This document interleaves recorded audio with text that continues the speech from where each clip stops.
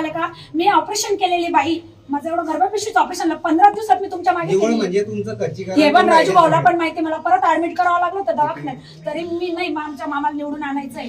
मग तुम्ही बोला ना मामा, तुम्ही आमदार, तुम्ही स्थायिकी येत नाही, बाकीच्यांचा संबंध येत नाही त्यांच्या तिकीट द्यायचा, आमदारच तिकीट देईन असा निर्णय पाहिजे. मी नरेंद्र मोदी पर्यंत पोहोचीन की असं कसं काय करता, असं हे लक्षात ठेवा मामा.